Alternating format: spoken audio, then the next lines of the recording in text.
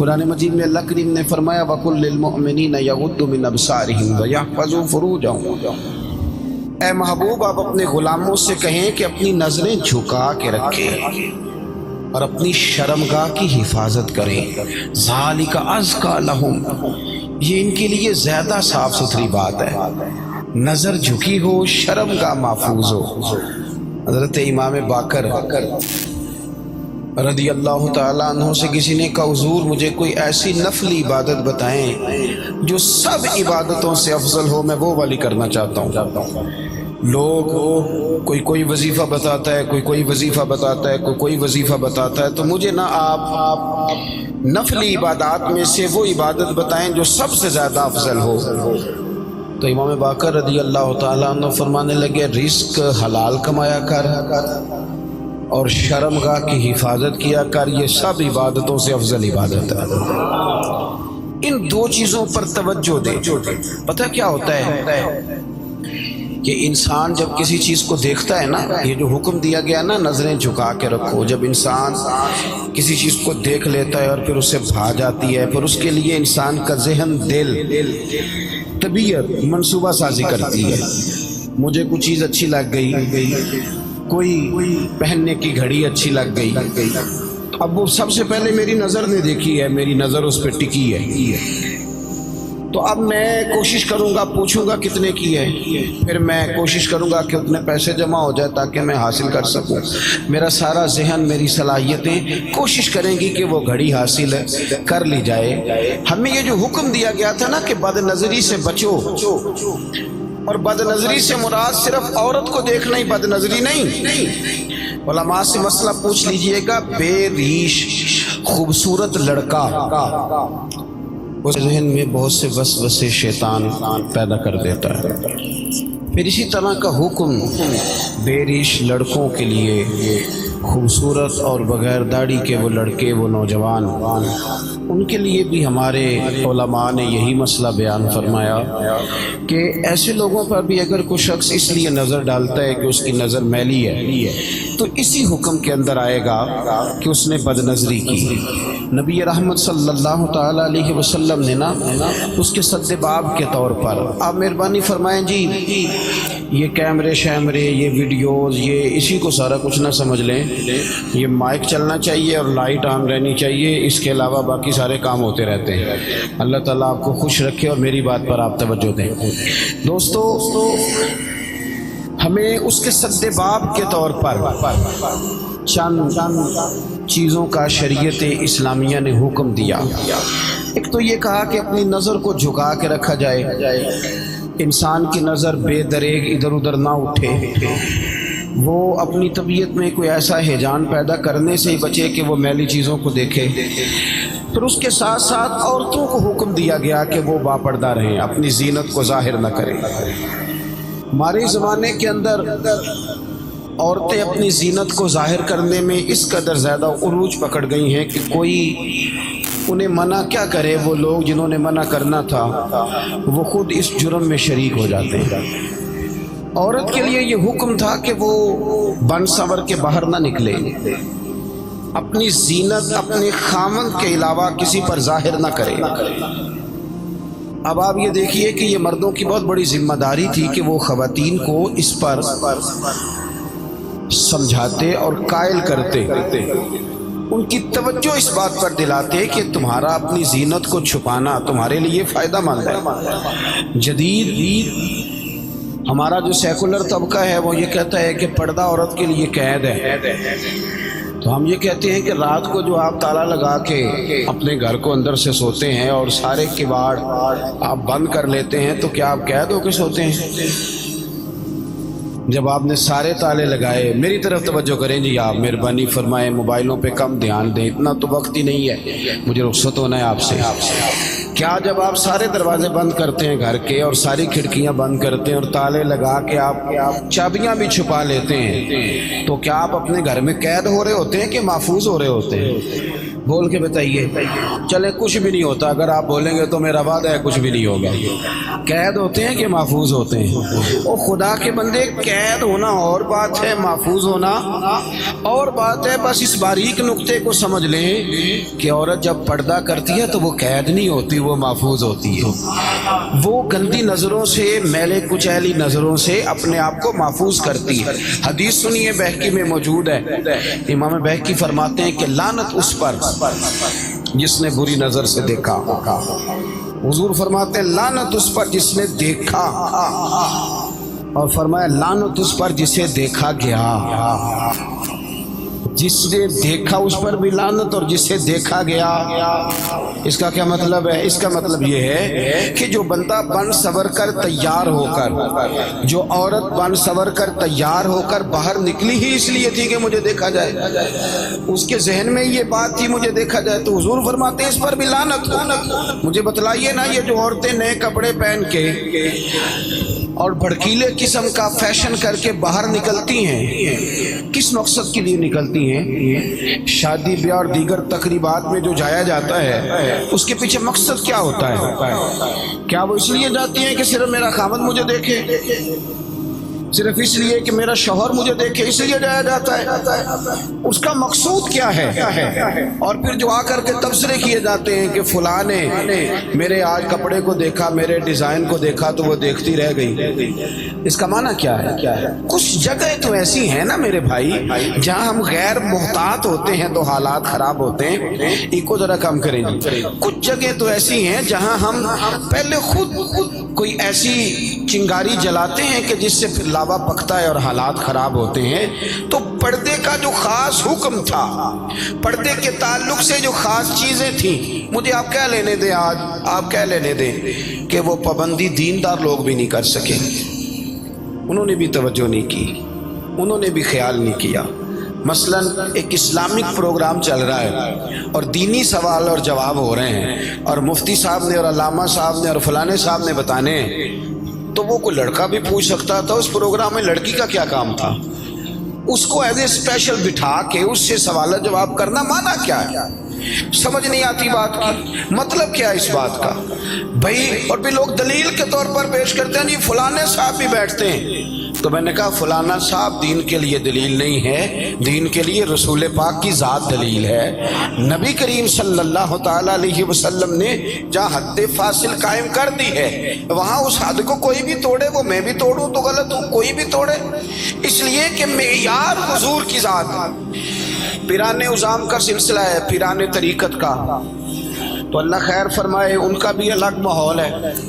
وہ صاحبان طریقت بھی کہتے ہیں کہ بیٹیاں ہوتی ہیں جی, مریدنیاں بیٹیاں ہوتی ہیں. آپ کے پاس تو اس کی نس کوئی نہیں نا, لیکن نبی پاک کی ازواج مومنوں کی مائیں ہیں.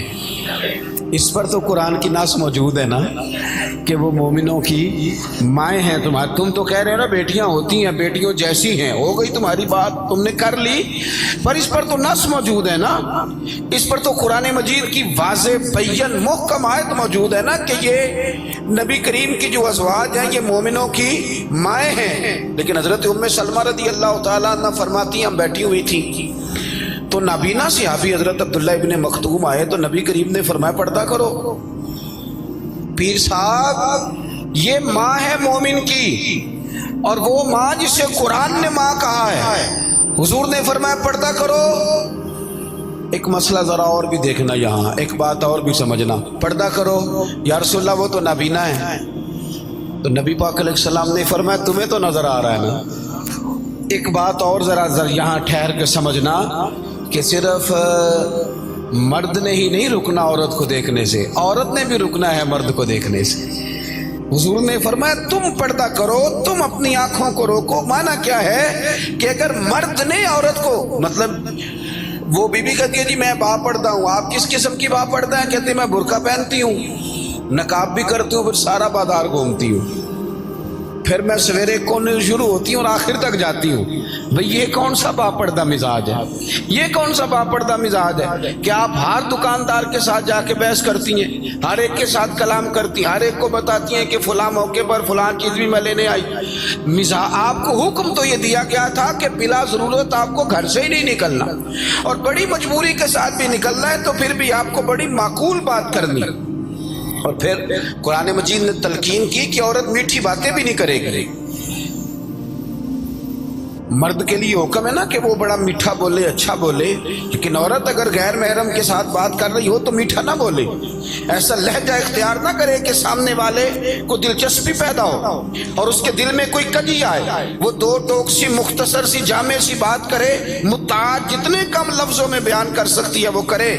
क्या करूं, मेरी सोसाइटी के अंदर बहुत सारे ऐसे अजीब लोग पाए जाते हैं जो कई कई नामों पे धंधा करते हैं, कई कई नामों पे वो तमाशा करते हैं। सुबह पीर साहब बैठते हैं जी 9 बजे औरतों को तावीज़ देने के लिए, तो बीच में पर्दा कितना होता है, बीच में उन्होंने क्या हद रखी हुई है, किस बुनियाद पर वो आमने सामने बैठते हैं, क्या दलील है उनके पास।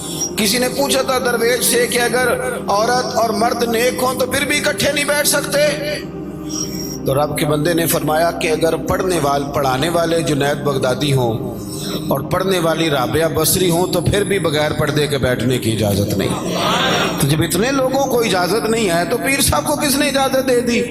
ये महीना है सफ़र का, ये महीना है दाता गांज बख्श अली अजमेरी का, ये हज़रत मुजद्दद अल-फ़िसानी का महीना है, ये आला हज़रत इमाम अहमद रज़ा बरेलवी का महीना है। आला हज़रत को एक पीलीभीत के बुजुर्ग थे, उन्होंने बुलाया, दावत दी, कहा जनाब हमारे यहाँ तशरीफ़ लाइए। आप तशरीफ़ ले गए, ज़ाहिर है उनसे मोहब्बत थी तो ख़त आया उनका, आपने जवाब इरसाल किया, तशरीफ़ ले गए। जब आप पहुँचे तो पीर साहब बगैर पर्दा औरतों के बीच बैठे हुए हैं और वो तावीज़ लिख रहे हैं। और ज़्यादा कामयाब भी पीर, अमीर पीर होता ही वो है जो औरतों का पीर हो, वो ज़रा ज़्यादा अमीर होता है। वो नजराना ज़रा सही करके लेके आती हैं, उनको ज़रा सही पता होता है कि मैंने कौन सा तावीज़ किसके लिए कराना है। कहा कि औरतों के बीच बैठे हैं बगैर पर्दा। दूर से फाजिल बरेलवी ने देखा, काला हज़रत फाजिल बरेलवी वहीं से वापस हो गए। जब आप वापस हो रहे थे तो किसी ने उनसे बताया कि वो तो तशरीफ़ लाए थे तो जा रहे हैं। उठे और दौड़े आला हज़रत के पीछे जाके कहने लगे हुजूर आप क्यों जा रहे हैं। फरमाया तुम औरतों के बीच बैठे हो, मैं तुम्हारे पास रहूंगा, तुम्हारे साथ दोस्ती करूंगा, इस तरह के आदमी के साथ मैं रस्म बढ़ाऊंगा, औरतों के बीच बगैर पर्दे के बैठे हो, तशरीफ ले जा रहे हैं। आगे बढ़ के वो कहने लगे हुजूर कुछ तो ख्याल फरमाएं, लोग क्या कहेंगे कि आप आए और चले भी गए, कुछ तो ख्याल फरमाएं। क्या जुमला है इमाम अहमद रज़ा का, मुल्क सुखन की शाही तुमको रज़ा मुसल्लिम, तुम जिस समत आ गए हो सिक्के ही बिठा दिए हैं। क्या अंदाज है। फरमाने लगे आपका ख्याल करूं, का हुजूर कुछ ख्याल करें। फरमाया उसका ख्याल करूं जो नबी पाक की शरीयत का ख्याल नहीं करता, मैं किस तरह करके ख्याल कर लूं आपका, जा रहा हूं।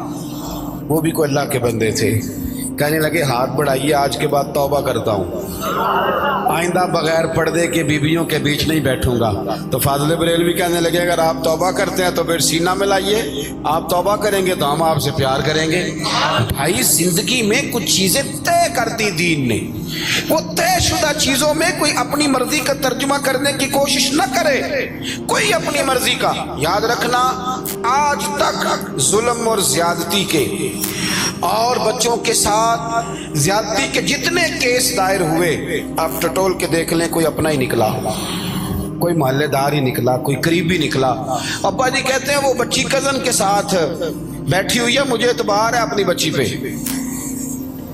वो मेरा बेटा कजन के साथ गया है, मुझे एतबार है।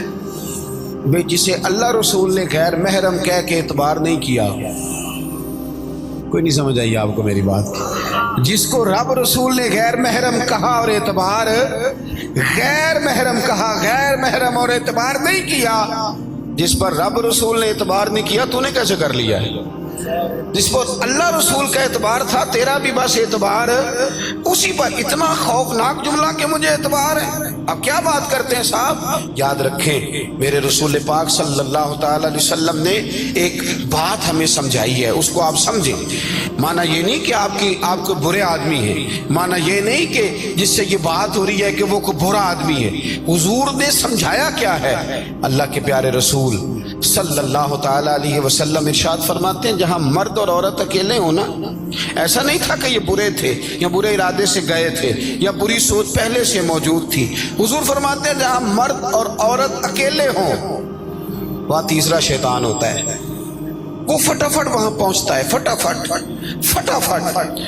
और आरफ रूमी फरमाते हैं कि जिस तरह घी को आग के करीब रख दो तो फिर घी ने ढलना ही ढलना है, आप उसे ढलने से रोक सकते नहीं।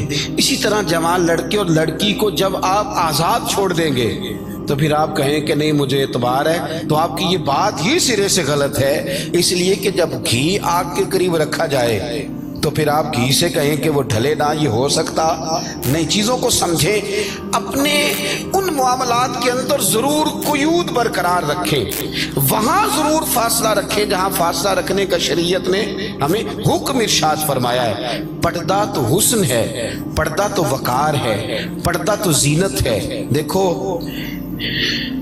हर किताब को भी कभी गुलाब चढ़ा है, वो तो सिर्फ कुरान पाक को चढ़ता है।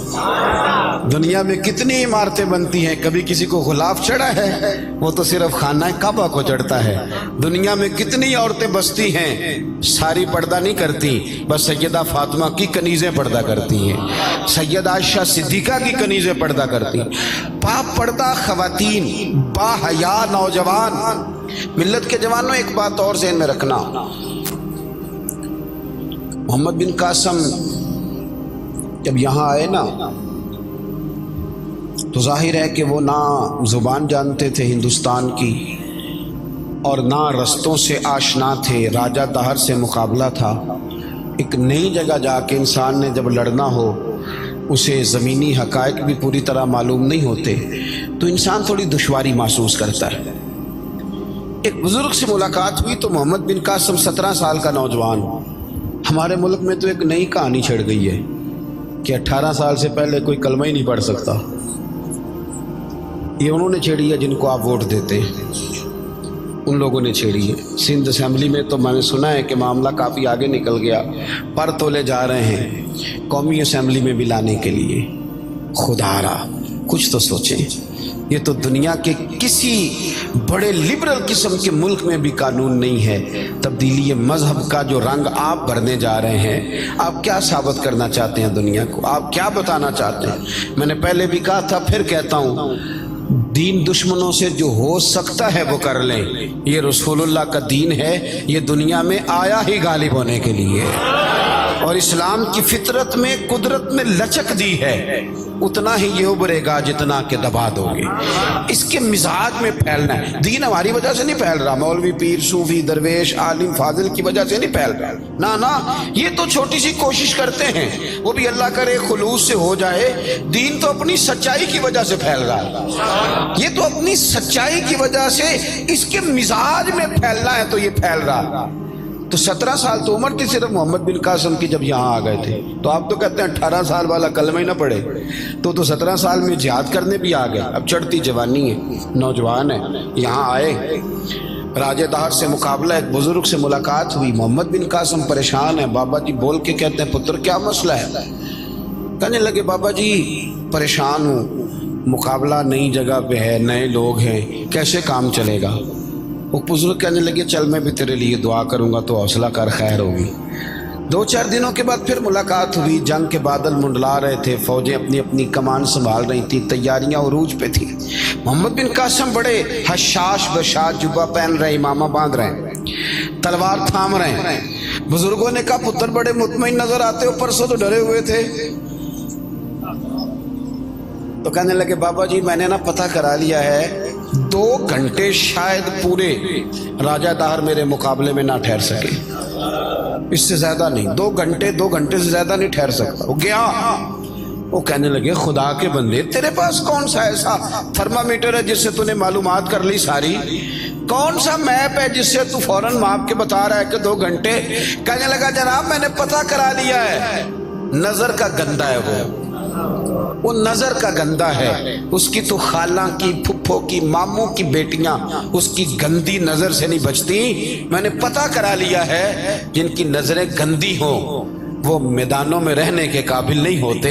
उसकी नजर गंदी या 2 घंटे नहीं मेरे मुकाबले में ठहर सकता। मेरी चढ़ती जवानी है, मैं सिपा सालार हूं, अल्लाह ने मुझे इज्जत दी है, लेकिन मुझे अल्लाह की इज्जत की कसम अगर कभी देखा है तो किसी बुजुर्ग का नूरानी चेहरा देखा है, या मैंने बैतुल्लाह देखा है, या कुरान मजीद के सहीफे को देखा है, वरना मैंने अपनी नजरों को कभी मैला नहीं होने दिया। आप समझे मेरे भाई चीजों को, ये वो ताफुन है।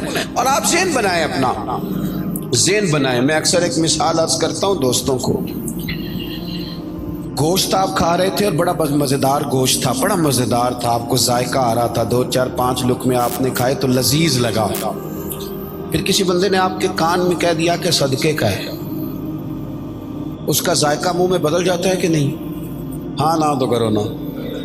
चलें 2 कदम और आगे बढ़ के अगर किसी ने ये कह दिया कि हराम गोश्त का है, कह नहीं शुरू हो जाती है। गोश्त तो वही है ना जो आपने चंद लुक़मे पहले खाए थे तो मज़ा आया था, वही गोश्त है।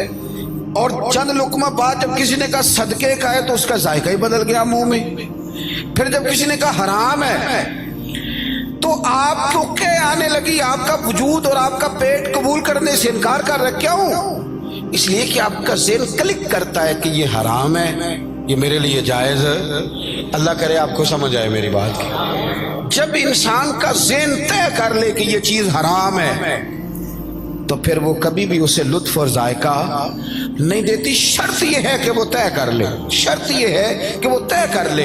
बस समझ लें आप बात, अगर आप तय कर लेंगे ना कि इधर नजर करना मेरे लिए गंदा है, इस तरफ जाना मेरे लिए बुरा है, इस तरफ जाना मेरे लिए बुरा है, जब आप तय कर लेंगे तो दरवाजे तो सारे बंद हो गए थे, पर हजरत यूसुफ दौड़ पड़े।